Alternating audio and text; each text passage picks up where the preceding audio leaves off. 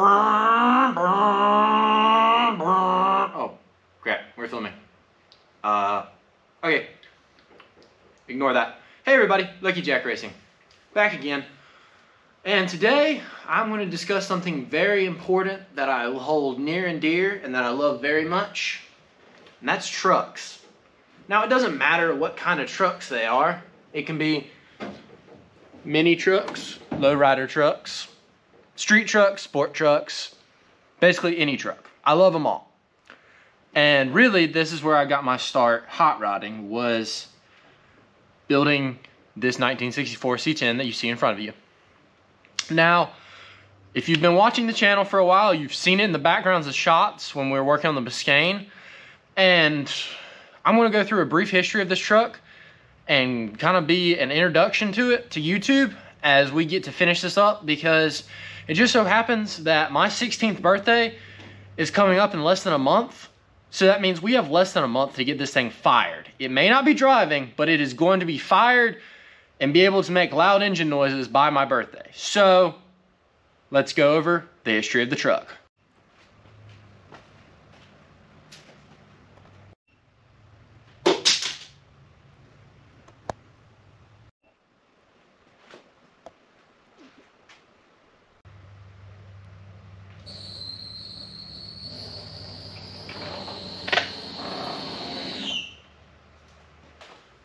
So, like I said, this is a 1964 Chevrolet C10. This is the first generation of C10 that we see offered by Chevrolet. And, you know, later on you have the 67s to 72s, and then the 73 to 87s, best known as square bodies. But this truck didn't actually get a name, except by Chevrolet. It was known as the Ugly Truckling because Chevrolet said it was an abomination, a very ugly truck. But to me, I really love them. So really how this truck came to be was Dad wanted to build a father-son project that I could drive to school whenever I turned 16. So he scoured Marketplace, and he had been looking at the 67 to 72s, which is his favorite C10. He had been looking at them, and they were quite high in price at the time. And he was looking on Craigslist one day, which, you know, some people watching will remember Craigslist. Some people have no idea what I'm talking about. But we was looking at Craigslist one day and came across this girl right here. And it was a roller. It's a short bed, factory big back window truck. So the most desirable setup of all of them. It was a factory heat truck. This truck in particular, whenever we bought it, had no engine and no transmission. It was a solid roller for the most part, with a cool patina look to it. Had some rust on the doors and some rust on the hood, but besides that, overall it was a really good truck. And we got it for a pretty good deal. So Dad bought that, and he gave that to me as a father-son gift of a project. And later the same year, he bought a 6-liter LY6. For those of you that don't know, the LY6 is the iron block truck motor with aluminum heads. It is basically an LS3 that has been de-stroked slightly. It's 0.2 liters. It's, if I remember correctly, 22 cubic inches less. No, 12 cubic inches less, excuse me. But it's a really good motor. It's very solid. They have incredibly strong bottom ends.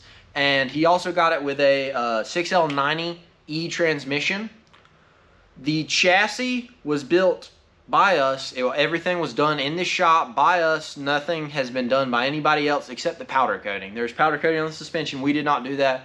Our local powder coating guy did for us. Thank you. So the truck was originally supposed to be a budget build type deal that could just be driven around, and kind of like a budget beater truck originally. And well, things kind of got blown out of proportion, as you can tell by this tank. Now, for those of you that know suspension pretty well, or know hot rods pretty well, you will know that's an air rod tank, and this is what, Vi air system? Excuse me, sorry, it's been a while. So I really wanted air ride for this truck because I thought that it'd be super cool. And you know what? It is. Its truck has fully functioning air ride in the front and the back. It is on a 5.7 drop, so there is a notch in the back of the frame, as you can tell by the rear wheels. And it's just super cool truck. The chassis we did entirely in our shop. This is a no limit engineering suspension. As you can tell, big bag system, you know, reinforced K-member, rack and pinion steering, upgraded sway bars. I mean, this truck didn't even have sway bars from the factory. I mean, disc brakes all the way around. In the back, it's got flip trailing arms to get it even lower. And it's got just a 12 bolt in the back, 373 rear gears with an Eaton True Track limited slip differential. We got those big old beefy brakes on the back. Those are actually off of a C4 Corvette and 4th gen Camaro styling.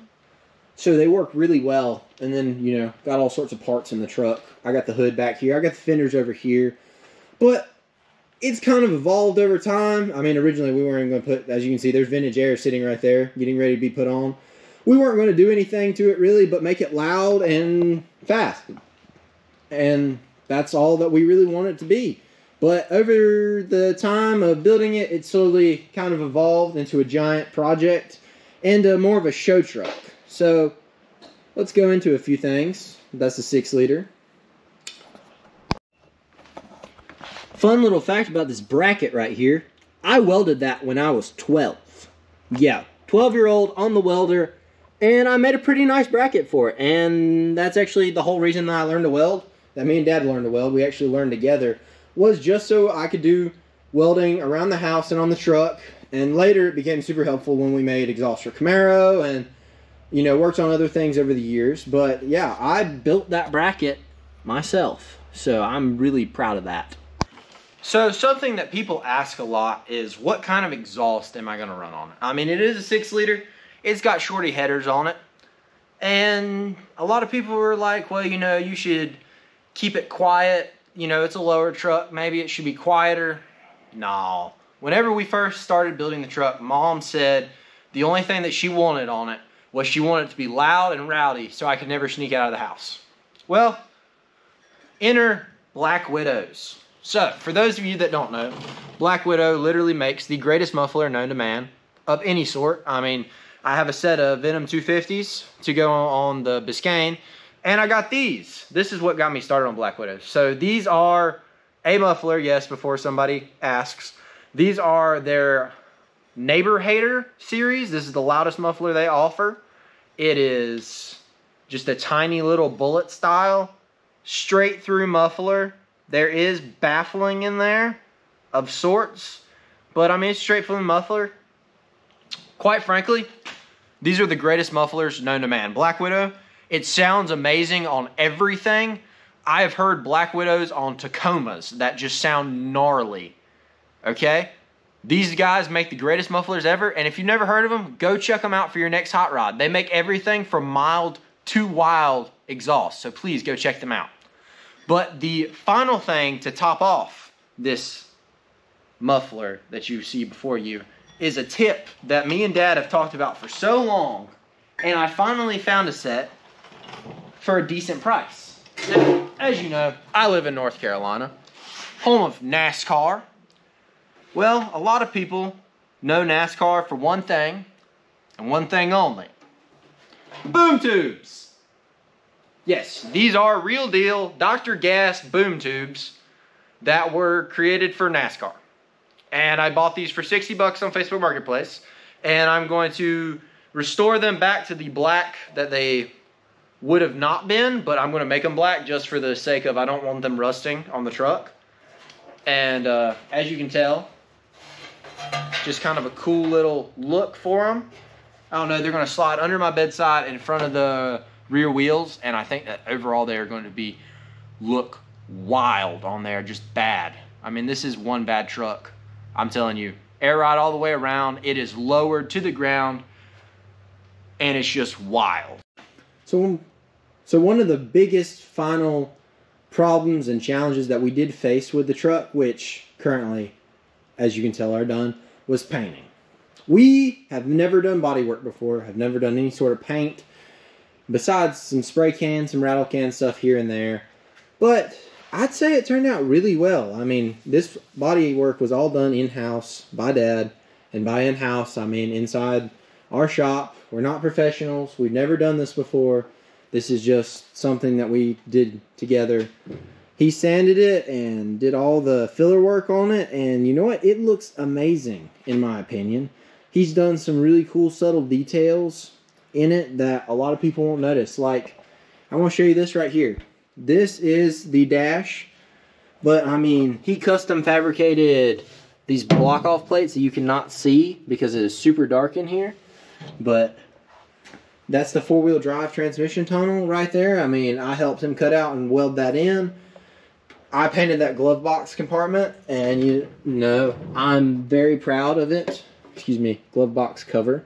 Very proud of that. Very proud of the air controller right there. The air ride switch is going to mount right here, but I mean, he did that, covered that up so we can put a big stereo in it, put subs behind there.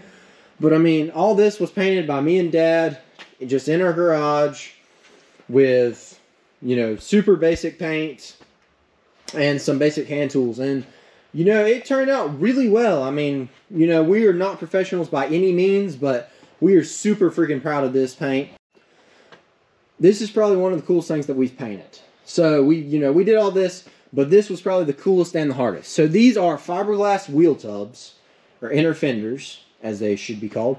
The factory inner fenders curve at a weird angle, and you cannot lower one of these trucks and actually expect it to work. So we have these. You know, these are from Slosh Tubs. They're pretty good. I mean, they're decent quality, and they look really good whenever they're painted. They are a little bit of a pain to install, I will say, but once you get it, it is pretty easy to do.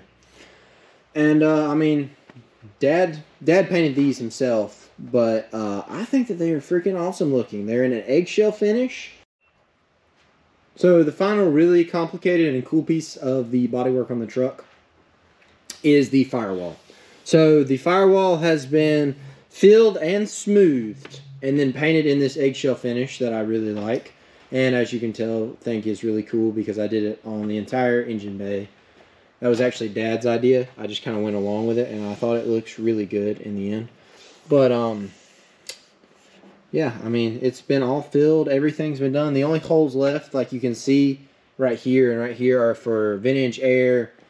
I had to do hood hinges mounted on the cowl instead of where they would have been mounted on the factory inner fenders because, you know, I have aftermarkets that come up to here, and then the hood. You just can't fit a hinge right there, so you got to put it up here. And, I mean, overall, really cool freaking truck. And I'm so excited to get to work on it some more. I'm really excited to get to finish this truck. And I am going to be finishing it here on YouTube. So, if you've enjoyed what you've seen and what you've heard, and you want to see what a teenager's dream truck is, then you should definitely subscribe to Lucky Jack Racing. Look out for content, not only with this wonderful 1964 C10, but we still got the Canadian Biscayne, my 91 Camaro, anything else that's kind of going to come along and come and go. We're going to try to show it to you on this channel, but we are going to be finishing up this truck on here, and you're going to see probably some fun times. I mean, we're getting ready to reassemble the body. This body hasn't been together in 6 years, which is crazy to me to think that I've owned it for 6 years, and the body has not been together since that first time that we took it apart all those years ago. But if you've enjoyed, like, subscribe, share it with your friends, share it on social media. We are Lucky Jack Racing, and have a great day.